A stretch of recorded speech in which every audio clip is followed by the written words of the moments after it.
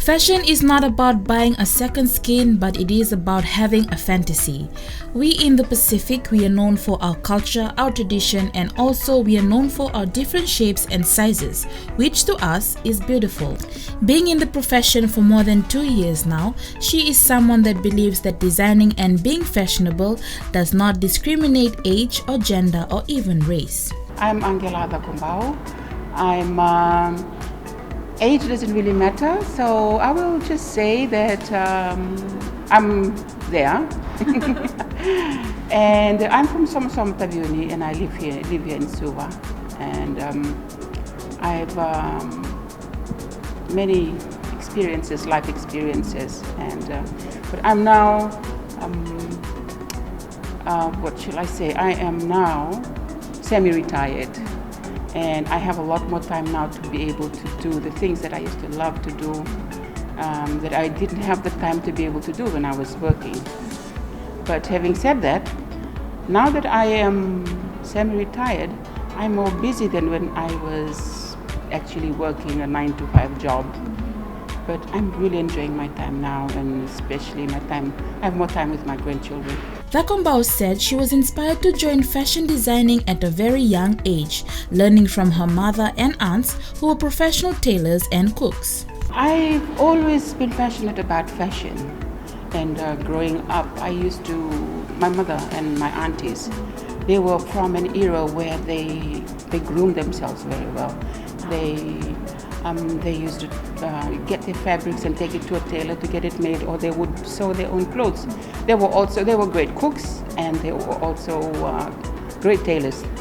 And that's where I picked up my interest in fashion and in sewing. So growing up, I've always designed my own clothes, and even in high school, home economics. That also taught me a lot of things about sewing. So I used to sew my own clothes. But then, as teenagers, and you get distracted and you get into other things. So I stopped sewing. I got married. I had my children. That took up most of my time. And but I've always loved to dress well, and that kept with me until I came into semi-retirement. Went into semi-retirement.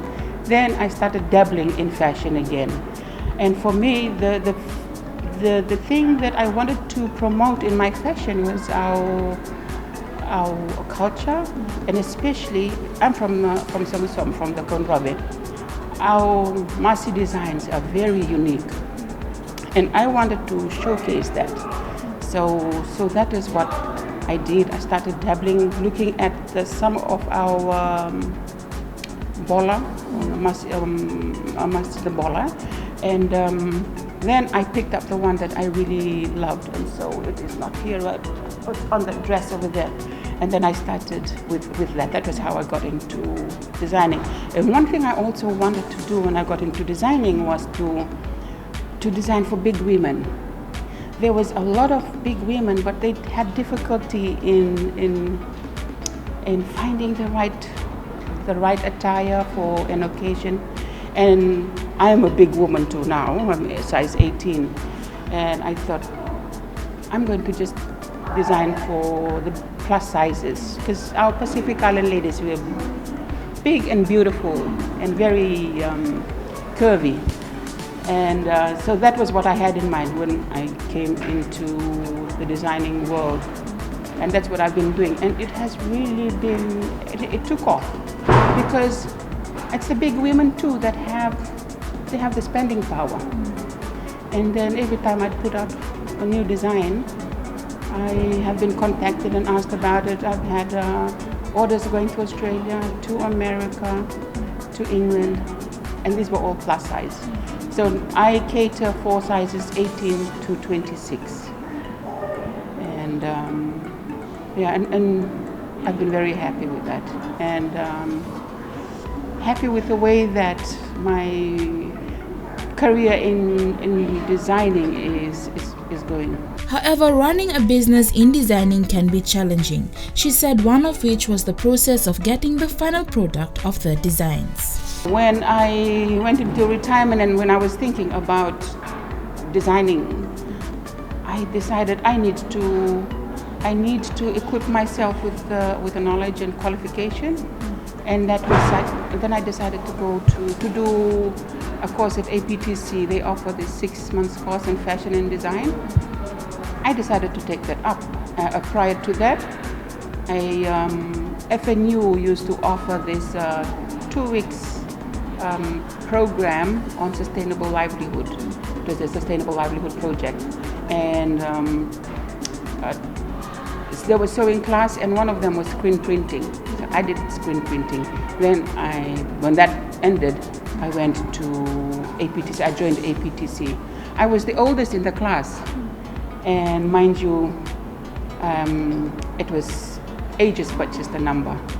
I was older. I was the oldest in the class. I had my experiences to share with young ladies in the class, and I also learned from them. You know, time has moved on. Some things in fashion has also moved on, and there's also some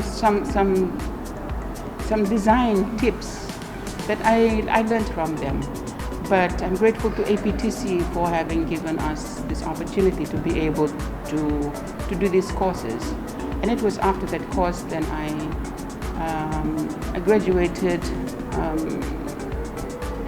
last year, and then it was on to doing my designs. I'm fortunate that I came across that my friend Rosie Semisi, who's an established designer herself. I approached, and so she became my mentor. But one of the challenges that I had was that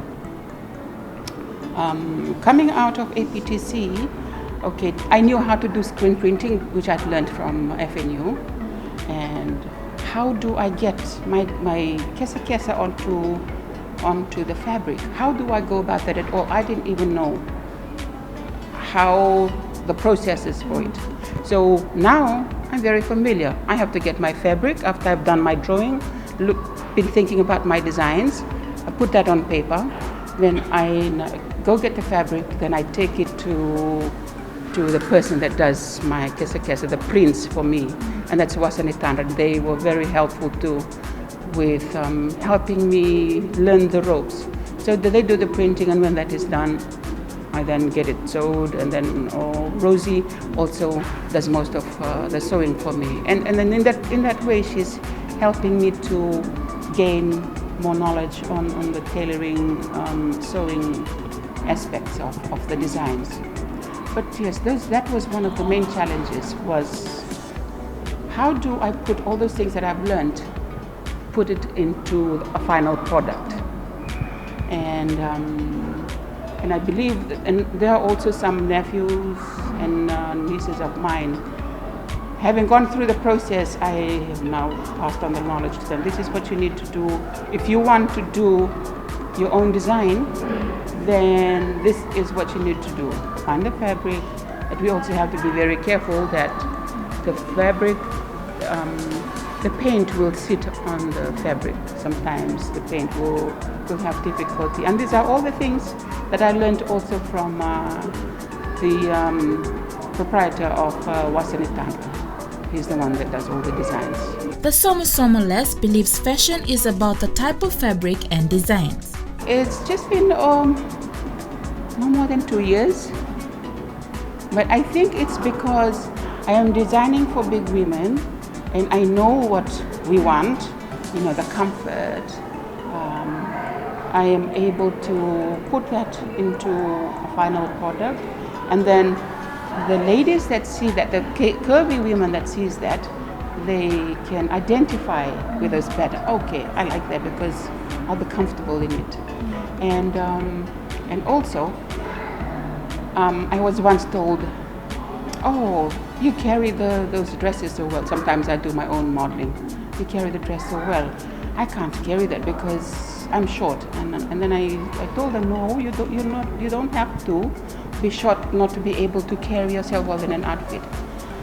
We can design an outfit for you that you will carry well. It's about the type of fabric and the design that you put together for a particular size of a lady. That is what matters. And then no matter what your size is, if it is designed right and the fabric is right, you're going to look as beautiful as anybody else. 2 years into her business of designing, she said the pandemic was an opportunity to print and display her pieces. When we had the lockdown, it was, everything sort of died. But then Rosie and I, we picked up by doing masks. So our designing skills, we put it into making masks. And we were selling the masks, and because the pharmacies and the shops, they had run out of masks at that time. So we decided, we operate from my garage at home. That's our production center. And then we went into full mode in designing masks, and that was what sustained us during the lockdown. But just after a little while, the designs kept going, and then as soon as the borders opened up again, the orders started coming in, because our designs at that time too, we were designing and posting it. Orders, they started coming in after that. And I will honestly say that for me, business has not been affected very much, because I'm still sending clothes off to Australia, to New Zealand, and to the UK. There's some odd, yes, and also to the US. And I believe that, with the creative arts, a lot of people that have been laid off now, they have now gone to cooking, they've started sewing, and it's the creative arts that has sustained a lot of families or a lot of people that have lost employment. So we are fortunate in that respect, in that we had this to back us off. For me, the little education I had on fashion and technology, I've used that to earn a living, apart from other things that I do to earn a living. One of the special moments Aqela cherished while being in this business was... Special moment. I think every moment is special. Special moments.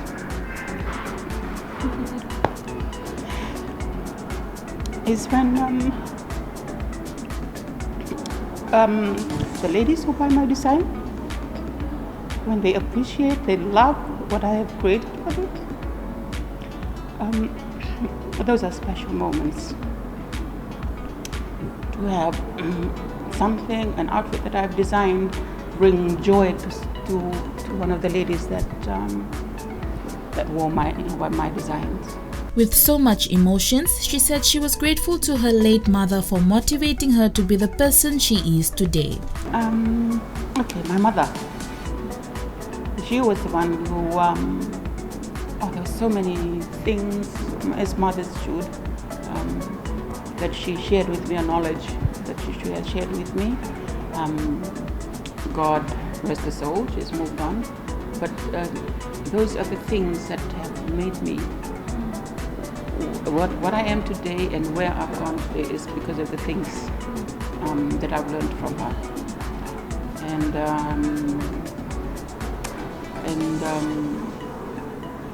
our Heavenly Father. And it's going back to my spiritual life. I have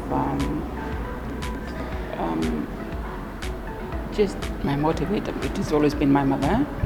But after that, it's been our Savior that has brought a new meaning altogether into my life, and how I should live my life, and it's made me more satisfied, more content with life. Being one of the mature designers in the fashion industry, Aqela Cakobau wants to encourage young people to not be afraid of starting somewhere when you want to run your own business.